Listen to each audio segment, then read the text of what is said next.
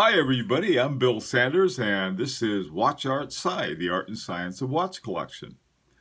Today, we're going to talk about different strategies for getting high horology watches at the best possible price. Now, there are a lot more strategies in this, but these are some that I found very useful. Before I get started, this is my Patek Philippe magazine came today, and if you have a Patek Philippe, even a vintage like I do, and you contact them and sort of get on their register, you get one of these magazines. They're really interesting, and they're, naturally they're going to have a lot of things about Patek Philippe watches, but they have some other very good articles, and the quality of the printing is as high as the quality of their watches. So it's sort of fun to have, and it's free, so what the heck. Okay, here was a quote that I saw. I was reading a book and I ran across this quote, and so I ran it down, and it has to do with the most important thing I think in successful watch collection, especially when you're looking at high horology watches. It says, "And seeing ignorance is a curse of God, knowledge the wing wherewith we fly to heaven." And that everything I have to say today hinges on some knowledge. I mean, you can't collect good watches without knowledge. Some people, they get a watch and they find out that there's some crummy movement in it, and they've been taken, all right? And the best defense against that is knowledge. A lot of times, we want to have our guy, somebody we trust, and I have people like that. I know a couple guys, Dennis and Carmine, who are vintage guys, and they're the kind of people I'd ask about a vintage watch. And I have some other people I've dealt with before, and they're important. But more than anything else is that the most important thing I think you can have is your own knowledge of it. And this is simply a matter of researching it. And if you love watches, it's sort of a fun thing to do. Okay, so let's get started. We're going to take a look at the first one. And this is what I call the Ugly Duckling. And the Ugly Duckling is a really high quality, high horology watch that some people may think is ugly. In fact, a lot of people may think is ugly. All right, they don't buy it. One that I got, and it was, some people may have thought, well, this is an Ugly Duckling. It's got those big, what do they call it? Oh, they're called horn lugs. And this watch has, once I got it, it's one of those watches that I knew that it was a Parmigiani, and those are really very, very good watches. So I know that even though the picture of it, even the picture, this watch is another sort of a strategy that you might want to use. I call it the vulture strategy.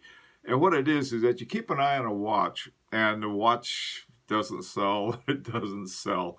Some places like eBay, or places like Chrono24, some place where the watch is around for a very, very long time. The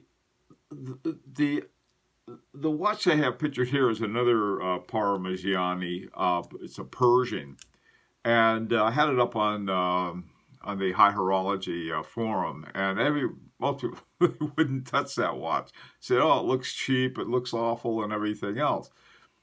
If you know the manufacturer of it, you know that it's not cheap in any way. And so once you see it in person, it looks like, whoa, this is really gorgeous.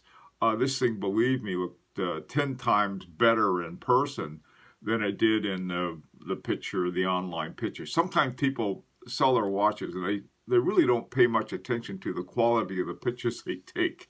So anyway, so that's one thing. And that's one strategy. You find the Ugly Duckling, nobody else wants it, the price goes down, and you can get a very good watch for a very good price. Okay, the next strategy is probably one of the simplest ones, and this is called the new model replacement. Now, one of the watches I had Vacheron Constantin overseas. And I had what was called OS1, which is really the first one that they had. And you get a watch and you look at the new guy and you say, oh boy, that one looks nice. But then I found out that an even newer one was coming along, and this is in 2016, and it's the first Vacheron Constantin overseas that had an in-house movement.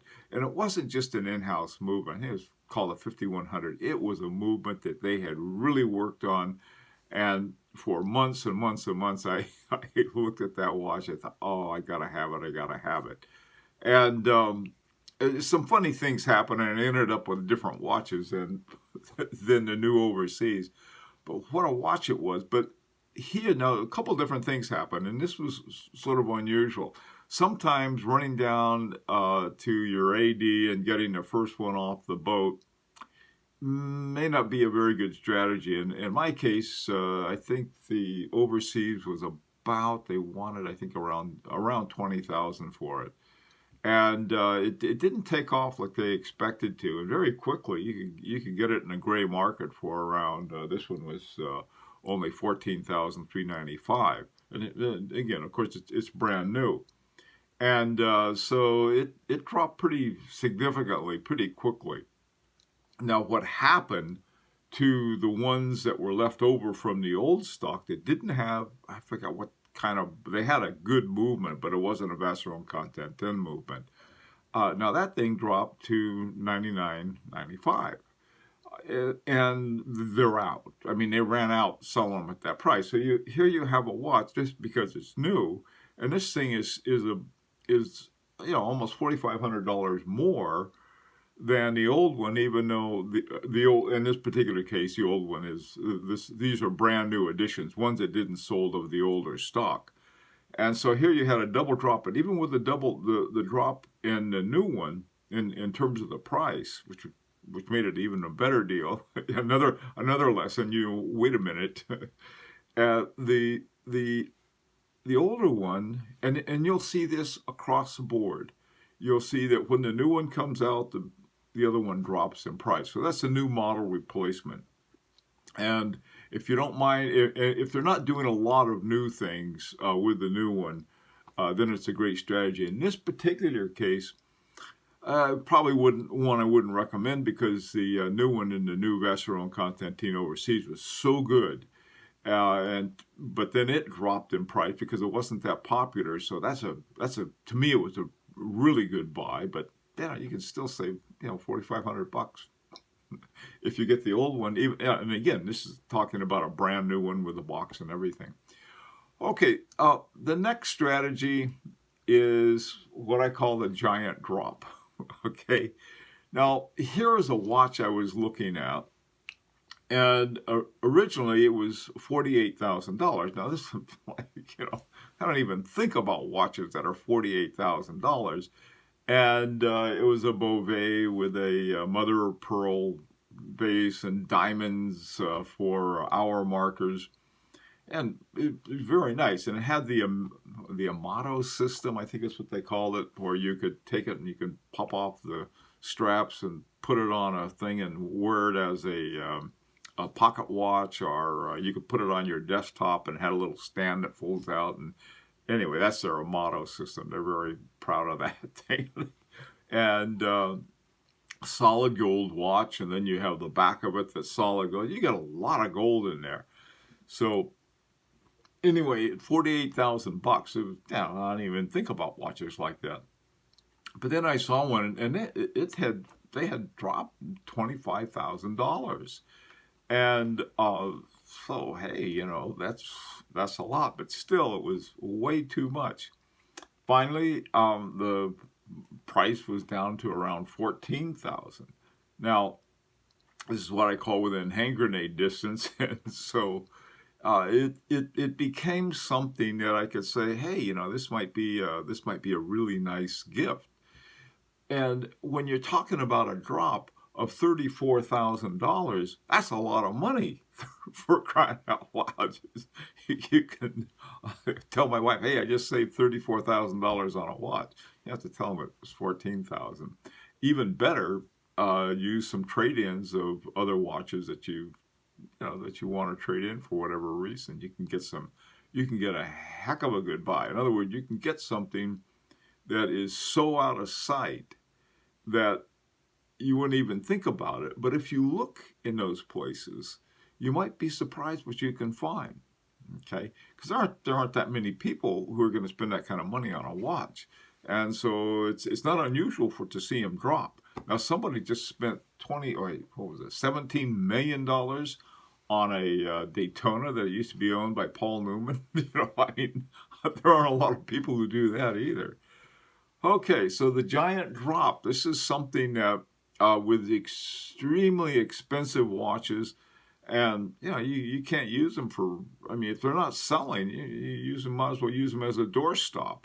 And so they're going to drop until they hit a price range where someone's going to pick them up. Another thing about this is somewhat related to it. The other day I was looking at one of my watches that was from, I think, 2001. And it's solid gold. It's got a lot of gold in it, yellow gold, 18 karat. And so I thought, well, I'm going to look up and see what the price of gold was back in 2001. And it was only like $250 an ounce, something like that only. And today it's over $1,200 an ounce. And so a watch made back then and a watch made today there's a huge difference. So you get a gold watch today, and I've noticed that a lot more watch companies are coming out with steel watches. My Beauvais, they did a beautiful job. They didn't give up on the quality of the workmanship or the movement, but they simply used stainless steel instead of gold to make it more affordable. Okay, the last strategy that I want to talk about is the discontinued line. Now, sometimes this may be a discontinued model, but it's more like a discontinued line because the gondola watches from Patek Philippe went to this really a different looking, a narrower Art Deco look, whereas this particular gondola has more of the cushion shape, and with it they had the annual calendar, and they threw in a moon phase with it too. Now here again is a watch that, they were made between 2000 and 2009. Now sometimes what will happen is that they become rare and they'll go up in price. That can happen too. But oftentimes, because people don't know about them and they don't think about them, the price never does go up. And so here you have a dealer stuck with these, and they do drop the prices. One discontinued line by Audemars Piguet is the Edward Piguet line. And boy, I tell you, those things drop significantly in price. I think I've mentioned them in another video. Okay, well, the other thing too, the strategies that I'm talking about today are primarily for pre-vintage. Okay, in other words, this would be about the last 30 years between the 1990s. I guess they call them the aughts, and then the teens that we're in right now in 2017. And there are ways that you can get something that is more affordable. I mean, you pick up a watch for $5,000. A lot of times, I know a lot of companies that sell new watches with an ETA movement in it and not bat an eye and ask you for $5,000. On the other hand, if you look around, and again, this works for both new and used. This particular one I got pre-owned, and it was a very, very good buy, not because I'm such a smarty pants in terms of the wheeler dealer, because I'm not, but in terms of patience And knowing something about the watch, that paid off more than anything. And by the way, too, that's another one I should mention: patience. Sometimes people say, "Oh, if I don't buy it right today, someone else is going to buy it." Uh, Something that was long ago, I was told, they said the best deal has not yet been made, and I always thought of that. I say, "Oh, if I don't buy it now, I'll never be able to get it." That's not true. If it is, in your case, forget where you heard this. But for the most part, these are some strategies that you might want to use in trying to get your high horology watches for an affordable price. Okay, well, I'd like to hear your comments on some of these ideas, and any ideas that you have of your own that you think are worth sharing with us, and put them in the comments section. Also, if you'd like to subscribe, this is an invitation to subscribe. Now, next Friday, we'll have our regular talk, and I think that by next week, we're going to have another. Usually on Sunday, we have a collection review. We didn't today because we didn't have a collection to review. Next week, I hope to have a small but incredible little collection we can talk about. It may not be next week, but I know I do have one coming up. Okay, this has been Bill Sanders for Watch Art Sci, the art and science of watch collection.